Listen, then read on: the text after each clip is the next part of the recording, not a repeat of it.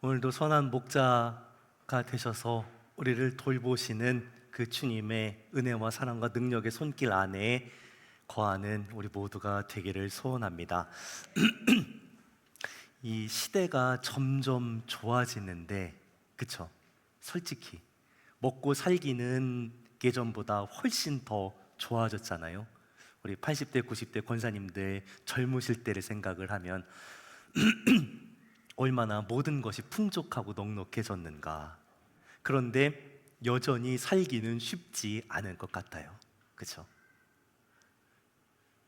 늘 고백하게 되는 것은 선한 목자 되신 우리 주님의 그 돌보신 손길이 없으면 우리가 살아남을 방법이 없다라는 거죠. 이 시대를 살아가는 사람들이 느끼는 가장 큰 부담감이 뭘까 생각해 보면요, 이전보다 일하는 것이 힘들고 먹고 살기가 힘든 문제는 아닌 것 같아요. 그렇죠? 분명히 이전보다 모든 일할 조건도 좋아졌고요, 또 먹고 사는 문제도 뭐 70년대, 80년대 생각하면 2025년 훨씬 더 좋아졌습니다. 그런데도 여전히 이 시대를 살아가는 사람들이 살아가면서 부담감을 느끼는 이유가 뭘까 생각을 해보면, 단 한 번이라도 절대로 실패하면 안 된다라는 그런 부담감이 있어서인 것 같아요.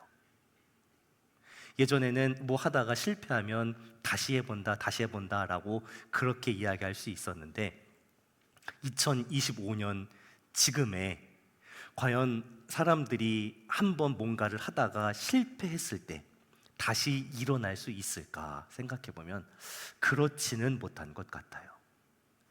분명히 우리나라도 선진국화 되면서 여러 가지 사회적 뭐라고 할까요? 제도적인 그 사회 안전망이 여러 가지로 확충이 됐습니다. 의료보험도 있고요. 또 회사 다니다가 직장을 잃게 되면 뭐 실업급여도 나오고요. 뭐 일하다가 다치면 어쨌든 법적으로는 보상도 나오고요. 자연재해가 있을 때 나라에서 뭔가 지원도 하고 여러 가지 제도적인 그 사회 안전망이 있습니다. 계속 또 확충이 되어가고 있고요. 그런데 그럼에도 불구하고 사람들이 느끼는 이 심리적인 안전망은 점점 더 없어지는 것 같아요.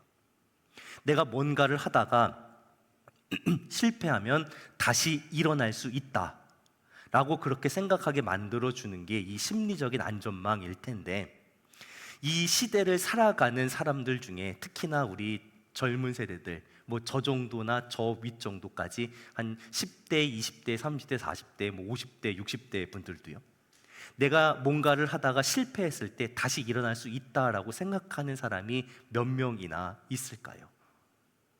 한 번 실패하고 한 번 늦어지면 그걸 만회하고 회복할 길이 다시는 없다라고 느끼는 사람이 훨씬 더 많을 겁니다. 그러니까 어때요? 세대가 내려가면 내려갈수록 10대, 20대 젊은 사람들에게는 내 인생에 진짜 기회 딱 한 번 올 거다, 그 기회를 절대 놓치면 안 된다라고 생각하면서 자기 자신을 계속 몰아가고 있을 거예요. 더 심하면 그런 기회가 아예 없을 거다라고 그렇게 생각하고 자포자기하고 살아가는 사람들도 의외로 많다는 거죠. 이 문제가 어쩌면 이 시대의 우리나라 가운데 가장 큰 문제가 아닐까 싶어요. 그런데 우리가 좀 생각해 봐야 할 것은 이 문제가 교회 안에서는 어떤가 싶어요. 교회는 이렇게 넘어진 사람들을, 실패한 사람들을, 좌절한 사람들을 어떻게 대하고 있는가? 세상처럼 실패한 사람들에게 다시는 기회를 주지 않는 그런 모습이 교회에도 있진 않은가? 누군가와 관계가 틀어졌을 때에 정말 이 사람이 누가 봐도 잘못을 해서 큰 사고를 쳤을 때, 그로 인해서 한번 뭔가 틀어져 버리면 다시는 회복할 수 없는, 다시는 돌아올 수 없는 그런 모습, 세상과 똑같은 모습이 교회에도 있지는 않은가 하는 그런 생각을 해보게 됩니다. 우리는 그런 세대를, 그런 사람들을 어떻게 대하고 있을까요? 교회라는 곳은, 예수 믿는 사람들은 이렇게 실패해서 넘어진 사람들을 어떻게 대해야 할까요? 오늘 사도행전 15장 말미에 있는 내용을 본문으로 잡았습니다. 이 내용에서 사실 제일 키가 되는 중요한 사람은 누구냐면 바울도 아니고요, 뭐 바나바도 어쨌든 이야기는 하겠지만, 사실 이 본문에서 가장 키를 쥐고 있는 사람은 누구냐면 마가라고 하는 요한입니다. 결국 이 마가 때문에 한 팀이었던 바울과 바나바가 지금 갈라지게 되는 그런 장면이 나오잖아요. 그러니까 우선은 이 마가라고 하는 요한, 이 사람이 어떤 사람인가에 대해서 좀 살펴보려고 합니다. 우리가 수요 예배 때 함께 마가복음을 나누고 있는데, 그 마가복음을 쓴 사람이 바로 이 마가입니다. 수요 예배 계속 나오신 분들은 지금 하는 설명을 조금 이제 기억을 하실 거예요. 마가는 로마식 이름이고 요한은 유대식 이름입니다. 마가복음을 기록한 마가이고요, 우리가 잘 알고 있는 마가의 다락방의 그 주인인 마가입니다. 마가가 제공한 이 마가의 다락방이 어떤 곳이에요? 예수님께서 제자들과 최후의 만찬을 나누신 곳, 예수님이 십자가에 달려 돌아가시고 부활하실 때의 그 혼잡한 혼란한 상황 속에 제자들이 숨어 있었던 곳, 오순절 성령 강림 때에 120명의 제자들이 모여서 기도했던 곳, 또 사도행전 12장에서는 베드로가 잡혀갔을 때에 여러 사람들이 베드로를 위해서 모여서 기도했던 곳이 바로 마가의 다락방입니다. 우리가 생각하기에 다락방이라고 하니까 주택 지어놓고 뭐 아이들 한 두세 명 들어가서 놀 만한 그런 작은 공간이라고 생각을 하실 텐데, 생각보다 넓습니다. 120명이 들어가 있어요. 그러니까 적지 않은 공간입니다. 강단을 제외하고 우리 회중석 정도, 뭐 대강 그 정도 넓이가 될 것 같아요. 예루살렘 한복판에 그런 공간이 있었습니다.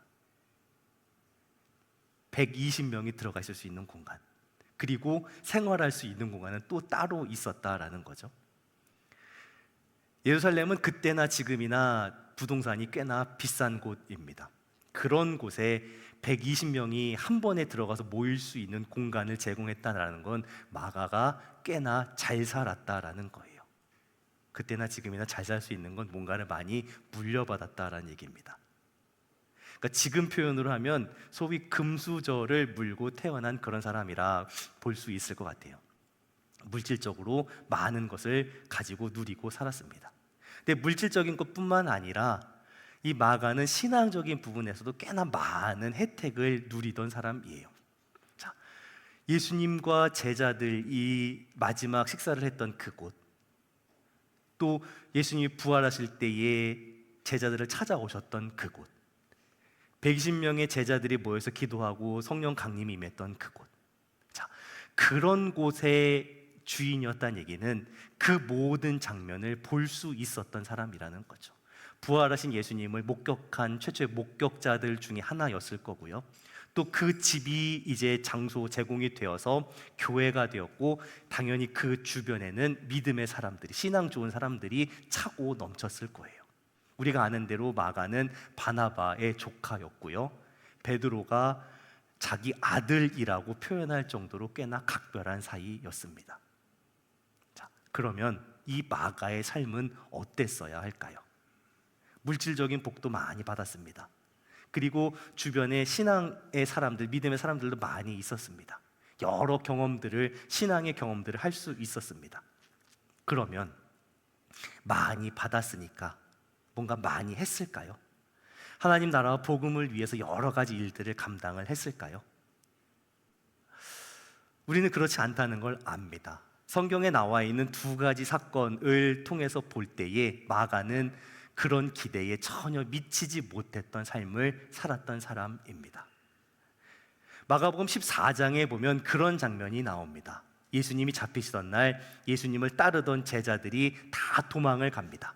그리고 그 혼잡한 혼란한 상황 속에서 한 청년이 배 홑이불만 두르고 예수님을 따라가다가 잡힐 뻔했습니다. 그러니까 그 배 홑이불을 버리고 벗은 몸으로 도망쳤다라는 구절이 마가복음 14장에 나옵니다.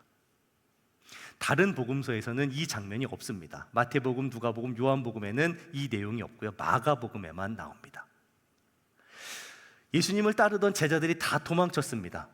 그런 상황 속에서 이름이 나오지 않은 이 한 청년이 자기가 자기를 가리고 있던 그 이불을 버리고 도망친 것이 사실 무슨 의미가 있을까요? 아무 의미도 없는 그런, 있을 수 있는 그런 장면입니다. 그런데 그 내용이 의미가 있는 이유는 뭐냐? 마가복음이기 때문에 그래요. 마가가 기록한 마가복음. 그 얘기는 뭘까요?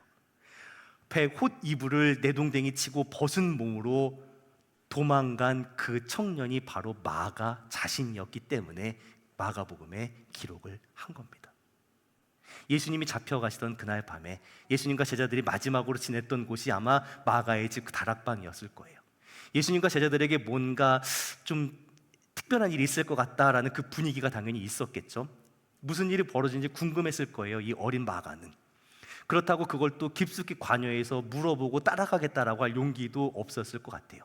그러니까 예수님과 제자들이 한밤중에 이제 산으로 기도하러 가실 때에 마가도 몰래 따라 나갔던 거죠. 자기도 따라가겠다 얘기는 못하고 자는 척하고 그러고 있다가 그 이불 덮은 채로 몰래 따라왔던 것 같아요. 자, 그렇게 따라왔는데 예수님이 군병들에게 잡혀가시고 제자들도 다 도망가는 걸 보고 어때요? 이불 뒤집어 쓰고 있던 마가도 그 이불 버리고 도망간 거예요. 예수님을 따르고 싶었습니다. 나름대로. 그 마음이 없었던 게 아니에요. 하지만 이 로마 군인들이 무서워서 맨몸으로 달아나 버렸습니다. 실패한 모습이지요.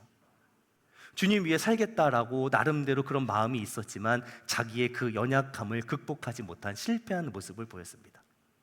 그 모습을, 그 연약함을 극복하지 못하고 실패한 그 부끄러운 모습을 마가는 자기가 기록한 복음서에서 있는 그대로 고백합니다. 자, 그렇게 고백하고 나서 우리가 기대하는 그 다음 스토리가 있어요. 이런 연약한 모습을 내가 고백하고 나서 그 다음부터는 주님의 은혜로 말미암아, 주님의 사랑으로 말미암아 내게 맡겨주신 그 일을, 그 사명을 실패하지 않고 잘 감당했다라고 그렇게 이야기가 이어지면 좋은데 마가의 이야기는 그렇게 이어지지 못합니다. 마가는 여전히 넘어집니다. 여전히 실패해요. 마가의 그 다음 실패는 오늘 본문하고 연결되는 상황입니다. 오늘 본문의 내용이 뭐예요? 마가를 데리고 가느냐 마느냐 문제 때문에 바나바와 바울이 다투고 갈라서게 되는 장면이죠. 이 사건의 발단은 사도행전 13장에 나오는 1차 선교 여행에서 벌어진 일입니다. 바울과 동행하는 사람들이 이제 배를 타고 선교 여행을 갑니다. 그런데 밤빌리아 버가라는 곳에 도착을 했을 때 요한이 그 다음 최종 목적지인 비시디 안디옥까지 가지를 않아요. 중간 지점인 그 밤빌리아 버가에서 이탈을 해버립니다. 그리고 예루살렘으로 돌아가 버려요. 선교팀을 데리고 선교를 나갔는데 그 멤버 중에 하나가 중간 기착지에서 비행기를 타고 한국으로 돌아가 버린 겁니다.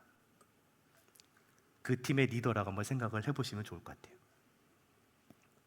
뒷목을 잡고 쓰러질 겁니다. 마가가 왜 예루살렘으로 돌아갔을까요? 그 이유를 사도행전을 기록한 누가는 얘기를 안 합니다. 그냥 그런 사건이 있었다라고만 기록하고 이유는 언급을 하지 않아요. 여러 가지 설들은 있습니다. 원래 선교의 주도권이 그 리더십이 자기 삼촌인 바나바에게 있었는데 그 리더십이 점점 바울에게 넘어가는 게 불만이었다. 그래서 그냥 관두고 나갔다. 뭐 그런 설도 있고요. 일정이 너무 힘들어서 너무 빡세서 도망갔다라는 그런 설도 있고요. 이 밤빌리아 버가에서 비시디 안디옥까지 한 200km 정도 거리가 되는데 그 당시에 이 밤빌리아 버가에서 비시디 안디옥까지 가는 길이 뭐냐? 해발 1200m짜리 타우라산을 넘어가는 것밖에 없었다고 그래요. 지금까지 여정은 배를 타고 항구에 내려서 선교하고 또 배 타고 이동하고 했는데 이제부터는 뭐예요? 200km가 넘는 거리를 산악 행군을 해서 넘어가야 됩니다. 당연히 흥미가 뚝 떨어지겠죠. 뭐 어떤 이유였든지 간에 힘들었던지 아니면 마음에 들지 않았던지 간에 어쨌든 그걸 견디지 못하고 도망을 가버린 겁니다. 제가 부교육자 시절에 사역하는 교회마다 이렇게 초등학생, 중고등학생, 또 청년부, 청장년까지 이렇게 단기 선교팀 인솔해서 선교제 갈 기회가 사역하는 교회마다 있었습니다. 참 감사한 일이죠. 근데 그때마다 이 마가 같은 팀원이 꼭 있습니다. 단기 선교 나간다고 하면요, 아마 그럴 겁니다. 일단 해외에 나가는 거니까 뭔가 다 기대를 해요. 아, 재밌을 거다. 다른 나라에 가 선교한다니까 뭐 그럴 때 보니 재밌겠다. 뭐 나가서 뭐 복음도 좀 전하고 어쨌든 뭐 여행도 하고 관광도 하고 여러 가지 그런 재미가 있고 새로운 체험하겠구나라고 기대를 하고 그렇게 가겠노라 신청을 해요. 근데 막상 가보면 어때요? 대부분 동남아 쪽 이제 그런 쪽으로 가니까요. 가면 되게 더워요. 습하죠. 환경 더럽죠. 먹는 거 입에 안 맞죠. 점점 힘들어요. 처음에 신나서 갔는데 주일 저녁 비행기쯤 타고 갔다가 화요일 아침쯤 되면 애들이 꾀재재해지기 시작합니다. 다 힘들어요. 인솔에 간 사람도 힘들고요, 전도사도 힘들고요, 청년 부장도 힘들고요, 뭐 간사들도 힘들고 리더들도 다 힘들어요. 그러니까 예상했던 거하고 또 다른 상황이 계속 펼쳐집니다. 우리가 계획을 짜 간 건요, 가는 그날 십자가에 다 못 박고 가는 거예요. 가서 무슨 일이 벌일지 몰라요. 그러니까 힘들어요. 힘들어지면 어때요? 서로 잘해주지 못해요. 다 까칠해집니다. 그러면 이 마가 같은 사람들은 어떻게 해요? 처음에 재미가 목적이어서 따라왔는데, 그러니까 준비하는 과정부터 힘들고 어려울 거다라는 말 안 듣고 훈련 설렁설렁 받다가 선교지에 나와서 한 이틀쯤 돼가지고 힘들어지면요, 집에 가고 싶다고 징징대요. 초등학생만 그러는 거 아닙니다. 20살 넘은 청년, 군대 갔다 온 청년, 나이 먹은 30, 40대 청장년도 똑같은 얘기를 하더라고요. 집에 보내달래요. 자기가 티켓 산다고. 큰일입니다. 근데 보통 주일 밤쯤 가서 아무리 늦게 해도 뭐 토요일쯤은 들어오니까요. 한 일주일 정도 일정이니까 어떻게든 어르고 달래서 이렇게 일정에 계속 데리고 다닙니다. 그리고 마지막 날 어쨌든 핫짓 비행기를 타고 와요. 근데 도저히 안 되는 사람들이 있습니다. 데리고 다니면 뭔 사고 칠 것 같아요. 그러면 그냥 에어컨 빵빵하게 나오는 그 선교센터에 그냥 놔두고 다녀요. 진짜로. 그 나머지 팀원들 데리고 다니는 겁니다. 빡세죠. 마가의 모습이 딱 그랬던 겁니다. 근데 마가만 뭐라고 할 수 있을까요? 사실 우리도 다 매한가지니까요. 뭐라고 말 못해요. 어쨌든 이 마가라는 사람 데리고 일하기 되게 어려운 사람입니다. 의지도 약해요.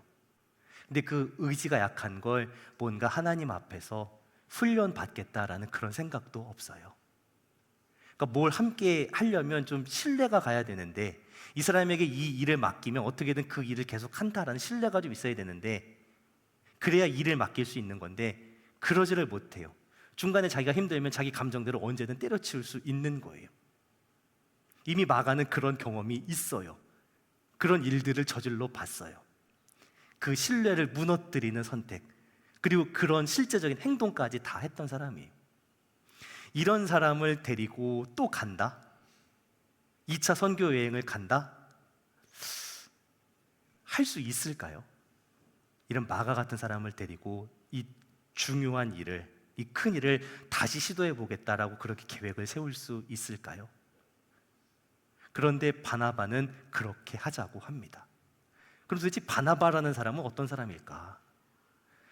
바나바는 한마디로 요약하자면 초대교회에 정말 하나님의 선물 같은 그런 사람입니다. 예루살렘 교회가 처음 세워질 때에 그 연약한 예루살렘 교회가 자리를 잡을 수 있는데 가장 크게 기여한 사람입니다. 우리가 바나바를 어떻게 기억을 해요? 자기 소유의 밭을 팔아서 사도들의 발 앞에 두었다라는 사도행전 4장 37절의 구절로 바나바를 기억을 합니다. 어느 시대를 막론하고 교회가 처음 세워지면 솔직히 가장 어려운 게 재정적인 문제거든요. 예루살렘 교회도 마찬가지였을 겁니다. 사람들은 많이 모여들었지만 그 사람들을 돌보는 재정이 부족했던 교회였어요. 근데 바나바라고 불리는 이 요셉, 우리가 바나바로 더 기억을 하죠. 이 사람이 자기 밭을 팔아서 그 돈을 사도들 앞에 두고 그것을 쓸 수 있게 해서 이 예루살렘 교회 재정적인 위기를 극복하게 합니다. 이후에 이방 사람들이 예수님을 믿게 되고 안디옥에서 모인다라는 얘기를 듣게 되었을 때 예루살렘 교회는 이 안디옥으로 바나바를 파송합니다. 믿을 수 있었던 사람이었다는 거죠. 그리고 바나바가 안디옥에 가서 보니까 정말 예수님 믿는 사람들이 있어요. 그러니까 그 사람들을 모아서 공동체를 이루고 교회를 세워갑니다. 아무것도 없는 그곳에 안디옥 교회가 세워지죠. 안디옥 교회가 세워지고 부흥할 수 있었던 비결을 사도행전 11장에서 이렇게 얘기합니다. 바나바는 착한 사람이요 성령과 믿음이 충만한 사람이라. 이에 큰 무리가 죽게 더하여지더라. 많은 사람이 바나바를 보고 같이 신앙생활 하자라고 할 수 있었던 착하고 신실한 그런 사람입니다. 정말 그 시대의 교회에 없어서는 안 될 하나님께서 보내신 선물 같은 중요한 참 귀한 사람이었던 거죠. 자, 그랬던 바나바가 사도행전 15장 이후로 더 이상 등장하지 않습니다. 오늘 이 사건 이후에 더 이상 등장하지 않아요. 바울이 바나바에게 1차 선교 여행 때 다녔던 지역들, 거기에 세워진 교회들을 다시 돌아보자라고 2차 선교 여행을 제안을 하죠. 근데 여기서 문제가 생긴 거예요. 무슨 문제요? 바나바가 이 사고 쳤던 마가를 데리고 가자라고 얘기를 해요. 당연히 바울은 바나바의 의견을 단호하게 거절을 하죠. 자기들을 떠나 함께 일하러 가지 않은 자를 데리고 가는 것이 옳지 않다라고 그렇게 이야기를 합니다. 이 문제는 생각보다 크게 터졌습니다. 이 마가 데리고 가는 문제에 있어서 바울과 바나바가 이견을 좁히지 못합니다. 결국 두 사람이 갈라서게 돼요. 바울은 실라라는 사람을 새로 선택을 해서 팀을 꾸려서 1차 선교여행 경로를 다시 돌고요. 바나바는 마가를 데리고 구브로 섬으로 갑니다. 그리고 바나바에 대한 기록은 더 이상 사도행전에 나오지 않습니다. 여기서요, 마가를 데리고 가는 게 맞는 걸까요? 어떻게 결정을 해야 할까요? 머릿속에서는 그래도 데리고 가야지 라는 그 이론적인 생각을 하시겠지만 전 솔직히 마가를 데리고 가지 않겠다 한 바울의 편입니다. 그게 맞아요. 적어도 제 생각엔. 물론 사람이 바뀔 수도 있겠죠. 근데 1차 선교여행과 2차 선교여행 그 사이가 한 2년밖에 안 돼요. 2년 사이에 사람이 바뀌면 얼마나 바뀌겠어요? 그게 실수가 아니라 그 사람의 살아온 삶의 여정이 보여준 모습이 그때 했던 실수가 어쩌다가 한번 실수한 게 아니라는 걸 증명하고 있는데 또 그러지 말란 법이 어디 있어요? 특히나 마가처럼 어려움 없이 자라왔던 그 사람, 그런 사람은 어려운 일 만나면 똑같은 행동을 할 가능성이 커지거든요. 2차 선교여행 가서 또 그러면 어떡해요? 그럼 그 팀이 얼마나 어려워지겠어요? 근데 안 데리고 가는 게 맞는데 바나바는 끝까지 마가를 데리고 가겠다고 합니다. 고집을 안 꺾어요. 성경은 그렇게 표현을 하죠. 서로 심히 다투어 피차 갈라서니. 이 장면이 참 이해하기가 어려운 장면이거든요. 그 인격과 성품으로 예루살렘 교회의 덕이 되었고 안디옥 교회를 부흥시켰던 그 바나바가 겨우 마가 한 사람 데리고 가는 문제 때문에 바울하고 이렇게까지 싸울 필요가 있었을까? 이 팔은 안으로 굽는다고 어쨌든 자기 조카니까 자기 조카 한 사람 챙기자고 이 선교 사역의 중요한 것도 무시하고 이 일을 하려고 했을까? 그렇게 하려고 했을까? 이해가 안 되는 그런 장면이에요. 결국 선교팀은 둘로 나눠졌고 바울은 계속해서 선교 여행을 갑니다. 바울은 이방인의 사도로서 자기 소명을 감당하는 사람으로 남지요. 반면에 바나바는 마가를 데리고 구브로로 갔다라는 이유로 더 이상 등장하지 않아요. 잘못된 선택을 한 것 같아요. 그렇죠? 마가를 선택할 게 아니라 마가는 그냥 있어라라고 하고 바울과 함께 이서 선교를 갔어야 되는데 같이 계속 갔다면 더 많은 사람들에게 복음을 전할 수 있었을 거고 더 오랫동안 더 선하고 귀한 영향력으로 교회에게 도움을 주고 복음의 역사 가운데 남아 있었을 건데 그냥 사라지잖아요. 마가 하나 때문에 바나바는 지금까지 쌓아온 모든 그 커리어를 다 잃어버리고 맙니다. 참 이해가 안 되는 그런 장면이잖아요. 우리 같았으면 어떻게 했을까?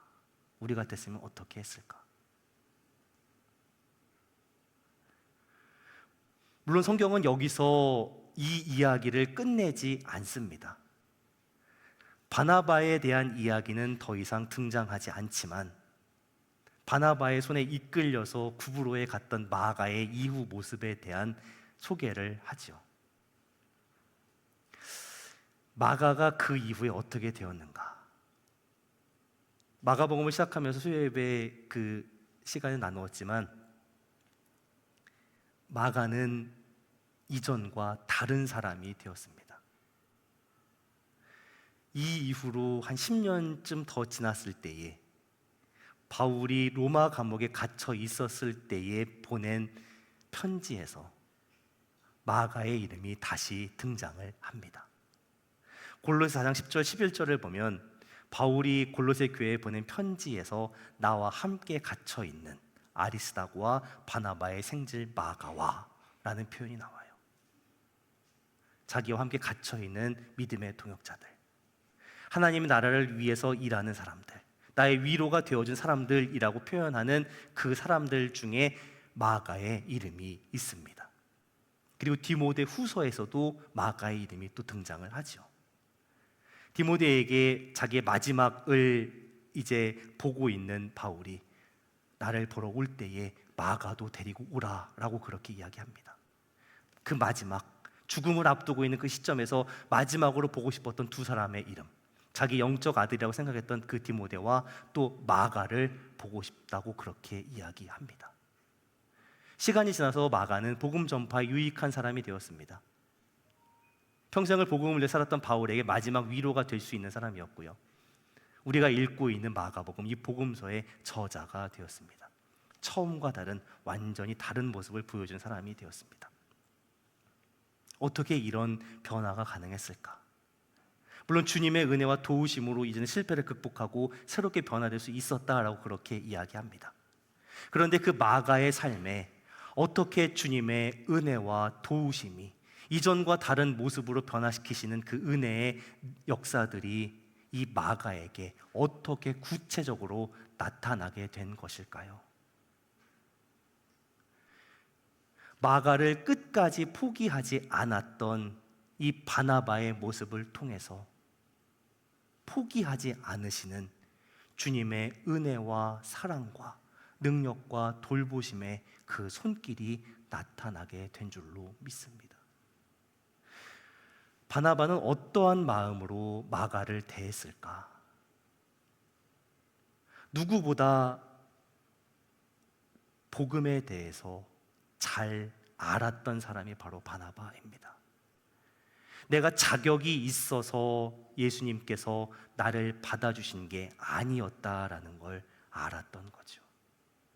아무 자격 없는 나를 일방적으로 먼저 사랑해 주신 그 은혜가 어떠한 것인지 아는 사람이었습니다.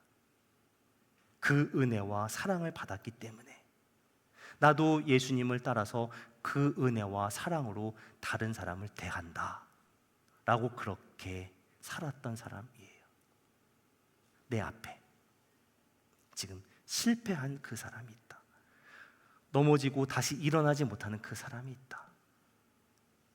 그 사람 일으켜 세우는 것. 예수님이 나를 위해서 모든 것을 다 내어주신 것처럼 나도 저 사람 위해서 내 모든 것을 내주면서 사랑하면서 다시 일으켜 세우겠다라는 그 마음으로 바나바는 이 마가 한 사람을 바라보았던 거죠. 참 비효율적입니다. 훨씬 더 많은 일을 할 수 있었을 텐데.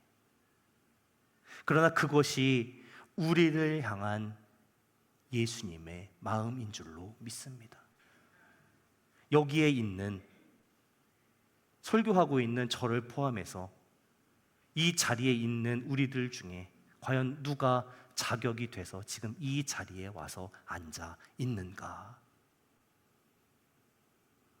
우린 이 질문에 누구도 자격이 없다라고 대답할 수밖에 없죠. 여기에 지금 자격이 돼서 하나님께 용납받은 사람 없습니다. 계속 실패했고, 은혜를 받기 전에도 실패했고, 은혜를 받고 나서도 실패하는 그런 모습이 바로 우리의 모습이죠. 그 어느 시점을 보아도 우리는 주님께 받아들여질 자격이 없습니다. 그런 우리를 받아주신 것이 우리 주님의 은혜와 사랑입니다. 우리 주님은 상한 갈대를 꺾지 않으시는 분이십니다. 꺼져가는 등불을 끄지 않으시는 분이십니다. 그런 우리 같은, 그런 상한 갈대 같고 꺼져가는 등불 같은 우리를 끝까지 붙잡으시고 결국 살리시는 것이 우리 주님의 마음이지요.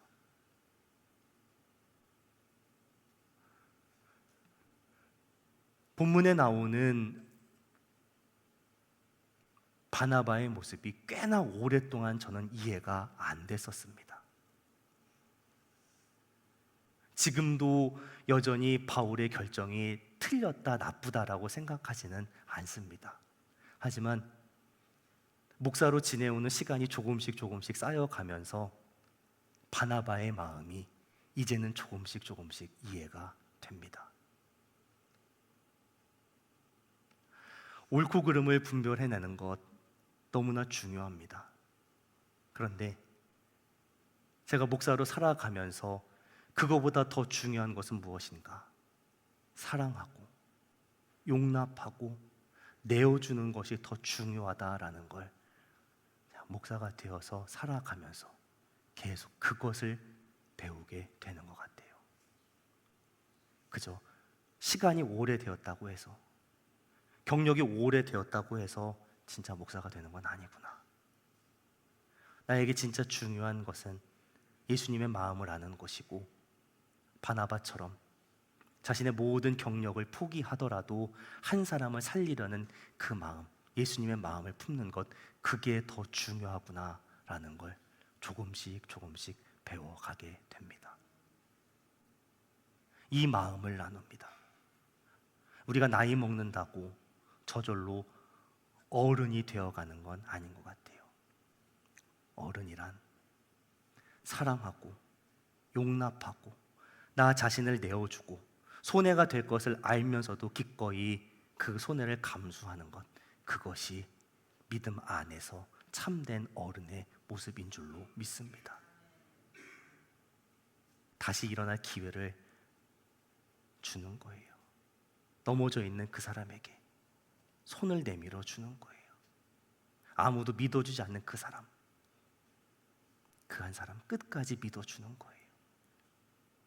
그게 왜 나에게 손해가 되지 않겠어요? 그렇게 하는 것이 얼마나 큰 손해를 감수해야 되는지 인생 살면서 모르는 것도 아니잖아요. 분명히 손해가 될 걸 알거든요. 하지만 그것이 나에게 손해가 된다 할지라도, 바나바처럼 지금까지의 경력을, 커리어를 다 잃어버리는 그런 모습이 된다 할지라도, 내가 맡고 있었던 그 중요한 자리에서 사라지게 되는 일을 할지라도 주님의 마음을 품었다면 그렇게 할 수 있는 거죠.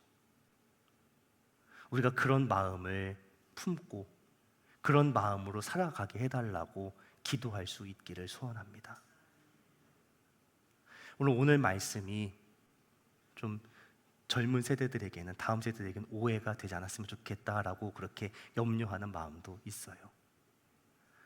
실패를 용납하고 받아주는 것, 그리고 잘못했는데 그 잘못을 전혀 뉘우치지 않고 뻔뻔하게 그 잘못을 계속 반복하는 것, 전혀 다른 것입니다.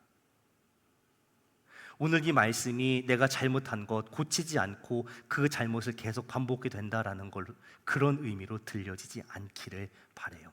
말씀을 준비하면서 계속 그 염려가 있더라고요. 그런데 어젯밤에 그렇게 해도 어쩔 수 없는 거다, 그렇게 상관없는 거다라는 마음을 주시더라고요. 네가 그랬잖아. 맞아요, 제가 그렇더라고요. 그 주님의 사랑을 한없이 받아내시는 그 사랑을 이용하고 있어요. 그런데 그렇게 이용하는 걸 아시면서도 주님은 여전히 나를 포기하지 않으셨고 계속 붙드시고 사랑하시면서 그렇게 일으켜 세우셔서 지금 여기까지 인도에 오신 거죠. 바나바도 마가를 그렇게 포기하고 싶을 때가 있었을 거예요. 마가는 그 사랑을 받으면서 계속 이용하는 그런 모습이었을지도 몰라요. 그런데 포기하지 않는 그 사랑이, 끝까지 붙드는 그 사랑이 결국은 마가 같은 사람을 바꾸어 놓았고요, 저 같은 사람도 바꾸셔서 지금 이 자리에 서게 하신 줄로 믿습니다. 우리는 그 사랑을 받아서 지금 여기에 다 와 있는 사람들입니다. 나는 그 사랑을 받아놓고 나는 그 사랑을 아직도 이용하고 있으면서 그 사랑이 나에게만 머물러 있기를 바란다면 그건 아닌 것 같아요. 그 사랑을 우리에게 주신 이유는, 그 사랑을 이용하는 걸 아시면서도 포기하지 않고 끝까지 붙드신 이유는 그 마음을 품고 또 다른 사람을 대하고 살리라고 하시기 위해서 우리에게 계속해서 그 사랑을 부어주고 계신 줄로 믿습니다. 상한 갈대 같았던, 꺼져가는 등불 같았던 우리를 다시 살리신 그 주님의 마음을 기억하면서요, 그 사랑을 기억하면서요, 내게 맡기신 그 사람, 내게 맡기신 그 한 사람, 또 특별히 우리 사랑하는 자녀들, 우리 다음 세대들, 옆에 있는 그 사람을 그렇게 손 붙잡아주고 일으켜 세워줄 수 있는 그 은혜의 통로로, 그 사랑의 통로로 쓰임받을 수 있는 저와 우리 사랑 홍동의 성도들이 다 되시기를 예수님의 이름으로 축원합니다.